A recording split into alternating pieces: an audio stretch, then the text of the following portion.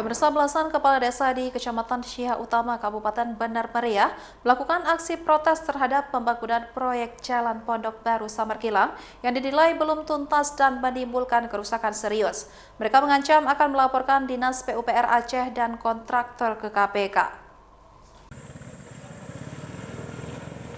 Dengan membawa sejumlah karton yang bertuliskan kritikan kepada Dinas PUPR Aceh dan rekanan, belasan kepala desa meminta perhatian pejabat Gubernur Aceh terkait pembangunan proyek Jalan Pondok Baru Samarkilang yang dinilai belum tuntas dan menimbulkan kerusakan serius. Menurut mereka, lebih dari 30 titik sepanjang Jalan Pondok Baru Samarkilang mengalami kerusakan parah, sementara beberapa titik lain bahkan belum pernah mendapatkan sentuhan pembangunan. Mereka meminta agar segera dilakukan perbaikan jalan tersebut yang mengalami kerusakan berat sekitar 5 km dari total 57 km jalan yang dibangun. Kondisi ini merugikan masyarakat setempat yang bergantung pada akses jalan tersebut sebagai akses utama untuk mobilitas sehari-hari. Keluhan warga terkait pembangunan jalan ini telah disampaikan kepada Dinas PUPR Aceh sejak September 2023, namun hingga saat ini belum ada tindak lanjut. Sebagai bentuk kekecewaan, 14 kepala desa yang menggelar protes berencana melaporkan masalah ini kepada Kejaksaan Tinggi Aceh dan KPK. Sebenarnya September kemarin kami sudah menghadap ke DPRA dan berjumpa dengan Kadis.